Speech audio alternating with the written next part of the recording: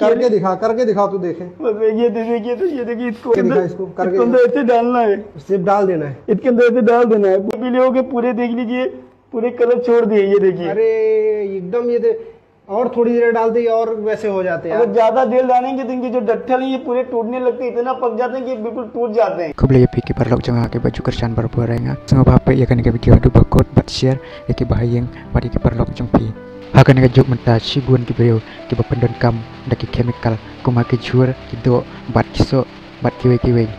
tujuk pendon kam ya ke chemical kenang ban light nak jingput nak jingbam kenyang bat ban pen ik kloy bat pen hek kloy pen san kloy ya ki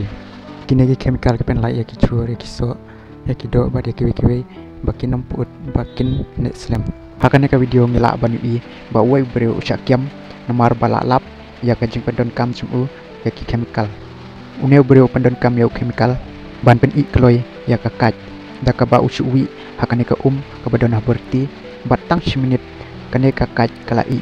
uneu beriu la ongru ba tang 10 minit ngelak ban pendon kam ya kane ka chemical henry dapalat haka 10 minit kane ka kaj kala ban telur no pat kala ban put no nila ban ong bah kane ka juk menta balai ki beriu kiap kloy bat kiduk kloy ya ka cing im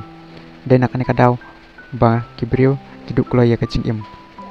kini ki chemical kem kata haka juk ka puar ka bapi pam lane pendon kam henry kane ka pelingkot ya ka reta jumpi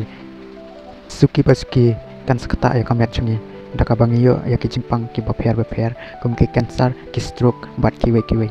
kane ka jing pendon kami ki chemical om tang hakiwe kiri ba hakiwe ki jela wat ka riu aka jela jungiru ki labun ki bap pendon kam ya kane ka chemical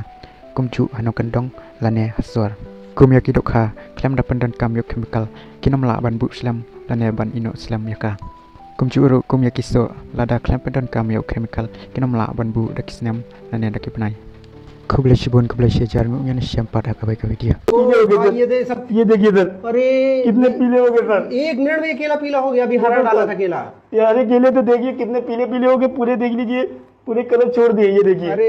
एकदम ये और थोड़ी देर डालते ही और वैसे हो जाते हैं। अगर ज्यादा देर डालेंगे तो इनके जो डट्ठल है ये पूरे टूटने लगते हैं, इतना पक जाते हैं कि बिल्कुल टूट जाते हैं। ऐसे हाथ केमिकल को डालें हाथों में कुछ नहीं होता है। मतलब कोई दिक्कत नहीं होती है।